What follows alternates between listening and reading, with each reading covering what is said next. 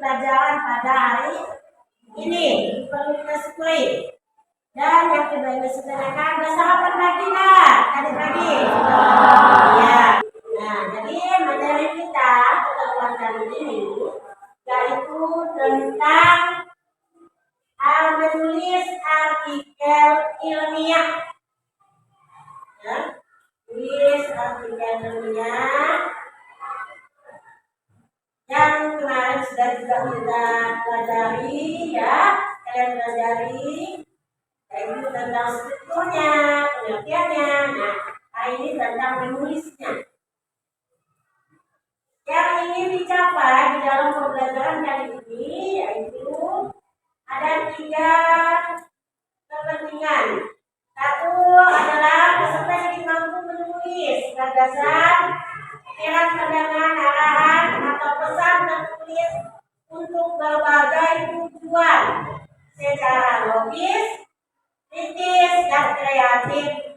Peserta didik dapat menuliskan hasil penelitian menggunakan metodologi sederhana dengan mengutip sumber rujukan secara etis, menyampaikan ungkapan rasa simpati, empati, peduli, dan pendapat pro dan kontra secara etis dalam memberikan penghargaan secara tertulis dalam teks bukti modern. Peserta didik tidak mampu menggunakan mengembangkan kosakata baru.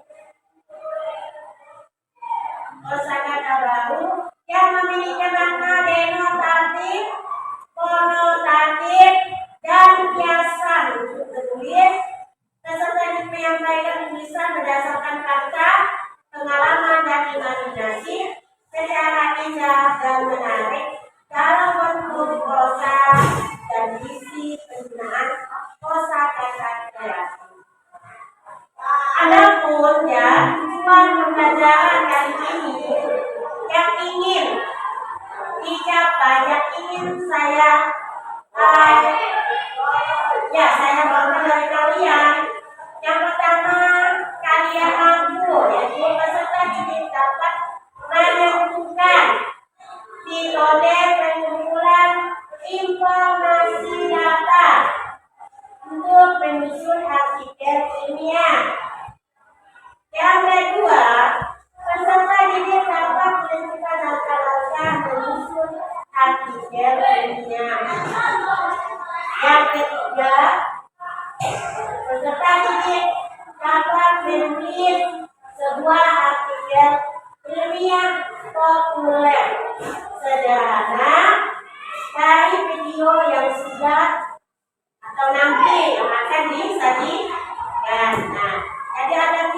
tujuan dalam menulis ini. Baik, sekarang kita lanjutkan untuk yang selanjutnya. Sebelum menulis, ya, mungkin kalian ini juga harus tahu apa itu sebenarnya artikel ilmiah. Nah, ini saya ingin mengingatkan kembali materi yang sudah kita pelajari kemarin. Pernah kalian membaca tentang sebuah artikel ilmiah? Apa judulnya? Iya, tentang sampah. Nah, jadi masih ingat kan?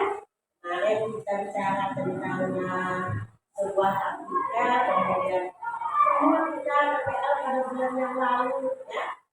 Kita juga membicarakan tentang bagaimana kita melihat langsung tentang sampah.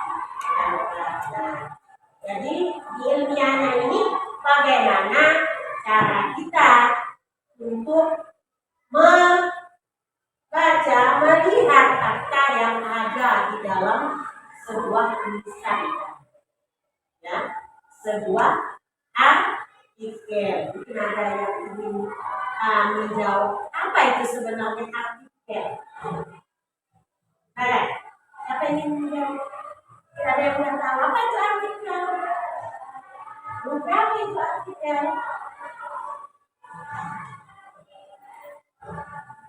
Ya, silakan.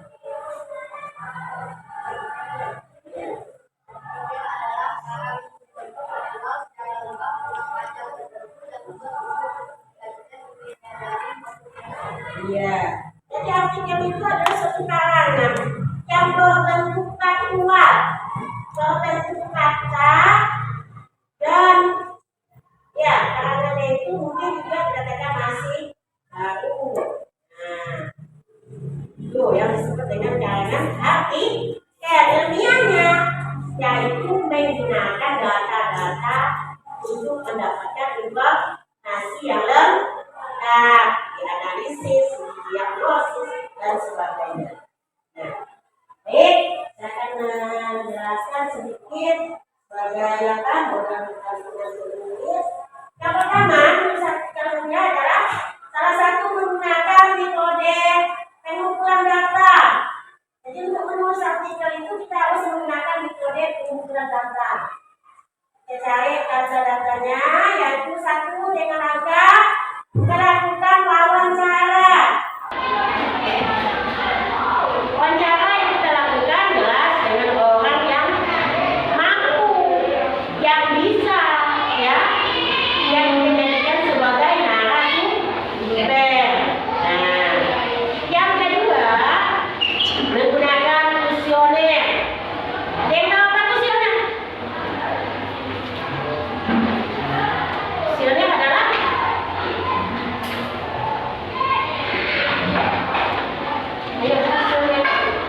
adalah daftaran pertanyaan yang dibuat untuk mendapatkan suatu informasi. iya. Kuesioner adalah daftar pertanyaan. Jadi yang kedua kita menggunakan kuesioner. Daftar pertanyaan itu nanti kita gunakan untuk bertanya. Nah, di sana sudah ada poin-poinnya. Tadi wawancara ada beberapa poin, ya. Nah, tinggal kalian baca ILK-nya, ya. Kemudian kuesionernya juga ada beberapa poin, ada 2 poin. Yang ketiga adalah objek membaca tulisan orang lain. Jadi ini bisa kita jadikan sumber. Kita baca teks artikel atau contoh artikel orang lain, kita jadikan sebagai sumber untuk menulis sebuah artikel yang baru. Adapun angka-angkanya mencermati media, ya, tempat tulisan itu dimuat. Nah, biasanya di mana kita menemukan media itu artikel tulis? Ya, bisa di internet. Bagus. Yang kedua, mencari data pendukung yang mendukung data tersebut melalui internet. Apalagi misalnya salah satunya adalah buku. Dia mencantumkan sumber pengambilan data. Nah itu. Dan selanjutnya adalah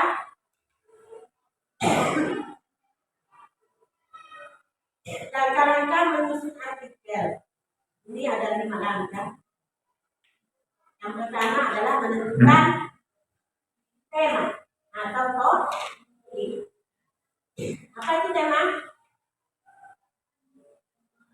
Tema adalah dalam sebuah tulisan kita memerlukan tema.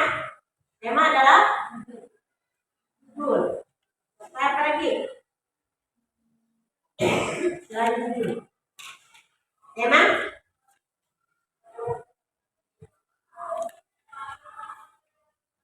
Tema adalah selain judul, tema bisa jadi pokok masalah.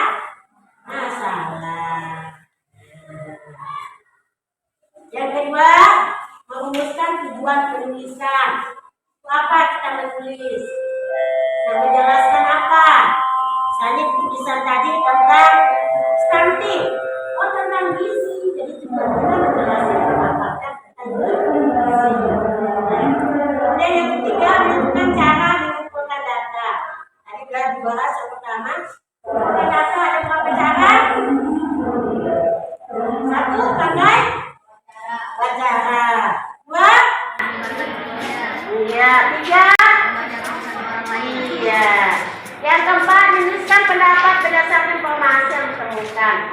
Nanti di dalam kita menulis, mungkin kamu mempunyai sumber. Kira-kira di dalamnya itu kamu mungkin menemukan pendapat orang lain tentang tema tersebut. Itu dituliskan. Jadi kita mengutip, ya, mengutip pendapat orang lain. Kelima adalah menuliskan artikel berdasarkan informasi dan data yang telah ditemukan. Dari ketiga, keduanya ini mungkin ada yang ingin ditanyakan, ada yang belum jelas. Nah, sudah jelas? Dalam materi pelajaran ini nanti saya akan menjelaskan tujuan dari materi ini, dan tentunya adalah kalian bisa maksudnya mempraktekkan lakukannya di dalam kehidupan kita sehari-hari. Bagaimana kita menggunakan? Kalau ini nanti kita bicara tentang gizi, bagaimana kita menggunakan gizi seperti yang sudah sekolah kita lakukan, yaitu sekolah sehat berkualitas. Itu tujuan yang kita mengadakan melakukan program masyarakat tadi. Kemudian yang kedua, saya menggunakan LKPD. Di LKPD lembaga kerja itu nanti kamu akan belajar. Tapi untuk yang pertama, kalian nonton dulu sebuah video, ya, yang judulnya tentang stunting. Nanti itu sebagai bahan untuk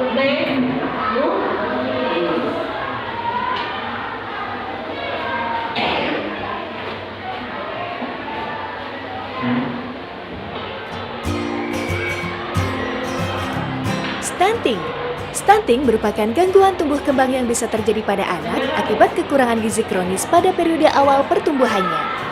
Stunting memiliki gejala seperti postur anak lebih pendek dari usianya, proporsi tubuh cenderung normal tetapi anak tampak lebih muda atau kecil untuk usianya, berat badan rendah untuk anak seusianya, serta pertumbuhan tulang tertunda.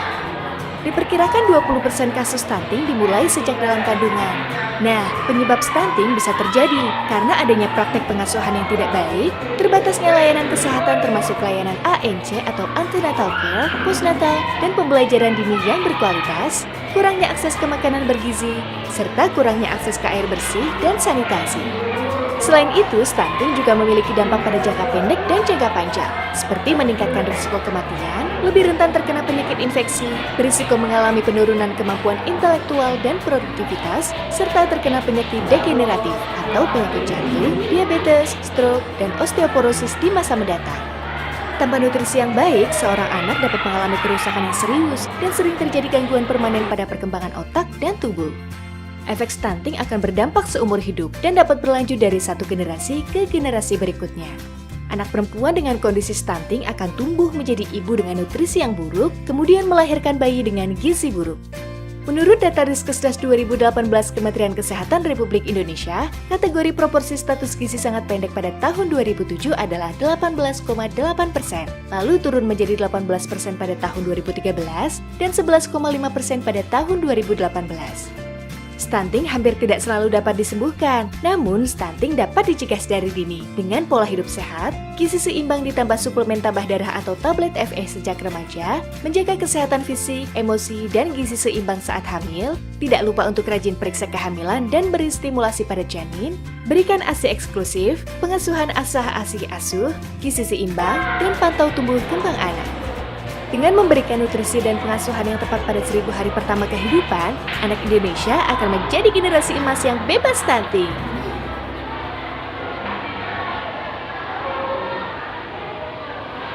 Selesai, ambil makanannya nggak ke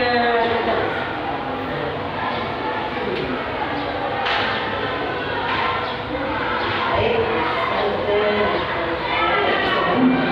jadi kalian bentuk kelompoknya yang kemarin kan sudah dibentuk. Sekarang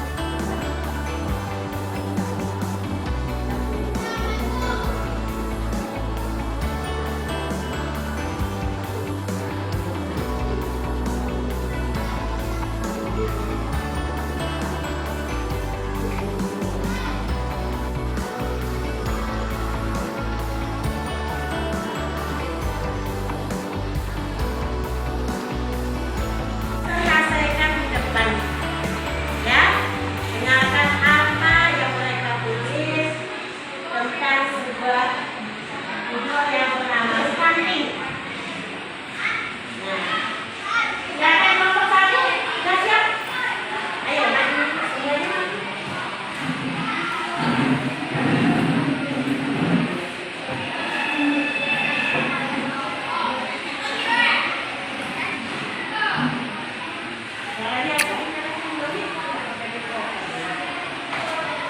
Assalamualaikum warahmatullahi wabarakatuh.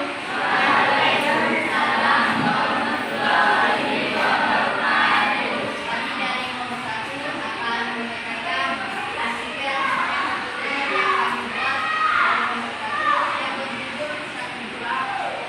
Sebagian besar masyarakat masih belum memahami secara yang disebut stunting. Stunting adalah masalah kurang kronis yang disebabkan oleh kelainan gizi dalam waktu yang cukup lama. Stunting merupakan ancaman utama terhadap kualitas manusia di Indonesia. Juga menjadi ancaman kemampuan daya saing bangsa yang berprestasi dan produktivitas serta kreativitas manusia. Itulah yang dapat kami sampaikan dari nomor 1. Kami tutup dengan wabillahi taufiq wal hidayah. Assalamualaikum warahmatullahi wabarakatuh.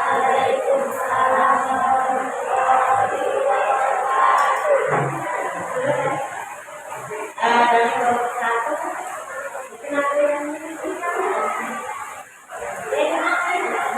Tentang stunting 2, 3, 4, 5. Jelas? Ayo kita bersatu untuk kelompok 1.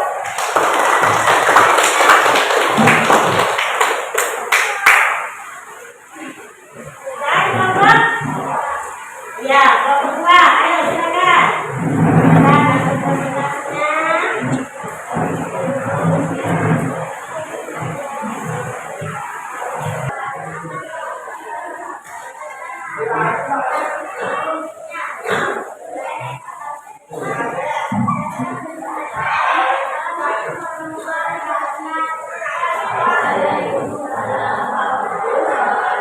Terus Allahu Akbar.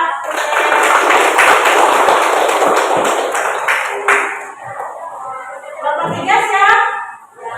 Iya.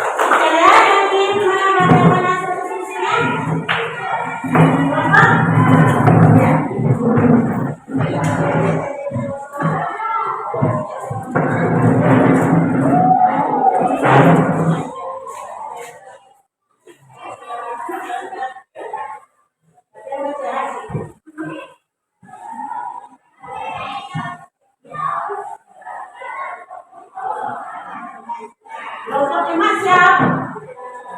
Siap?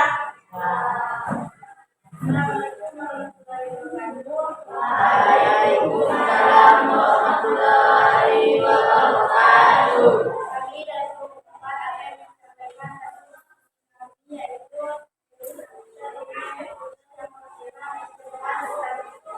sebagian besar masyarakat mungkin belum memahami istilah yang disebut stunting.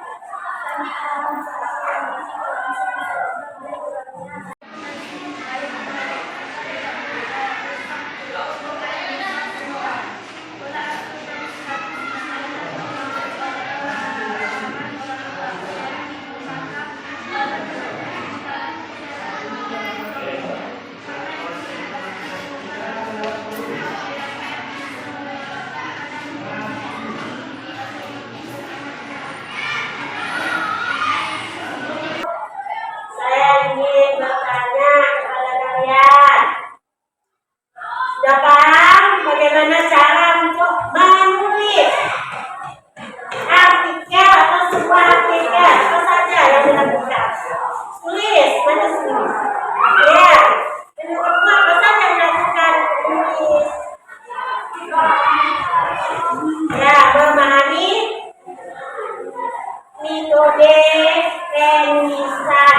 Apa saja metode penulisan? Asik.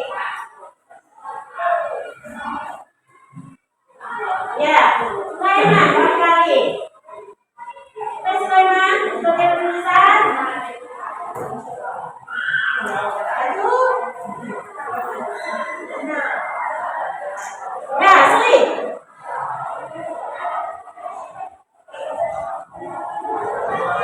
Ya, satu melakukan lawan cara.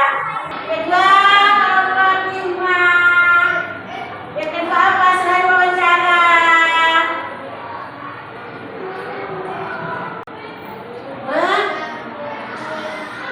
Menggunakan kuesioner, bukan kuesioner. Bukan kuesioner. Yang ketiga, membaca artikel orang lain. Nah, itu 3 langkah. Ya, tentu kita perlu cari data. Yang kedua, langkah menulis. Tadi sudah dapat datanya. Sekarang langkah menulis 1. Ya, tentukan dulu topik asal masa materi. Kedua, ya sebelum kamu menulis harus tahu tujuannya mau apa. Sudah bertulisan kita itu. Yang ketiga, mengumpulkan cara mengumpulkan data. Yang keempat,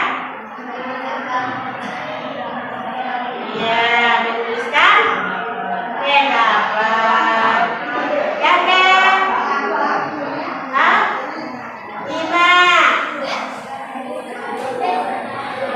iya, itulah tadi menulis yang kalian lakukan itu ada 2 langkah.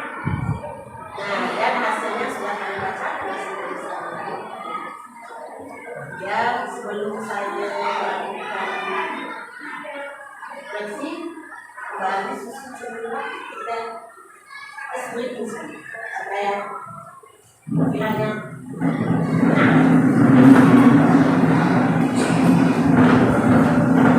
mengamalkan kembali pikiran kita menggunakan tepuk tangan 1, 2, 3, 4, 5. Hafal kan? Iya. Ayo silakan Nina, pimpin temannya.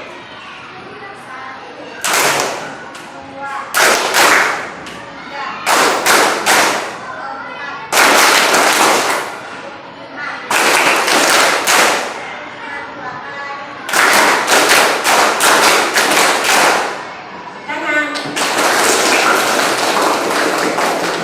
Ya, udah. Kasih Nina.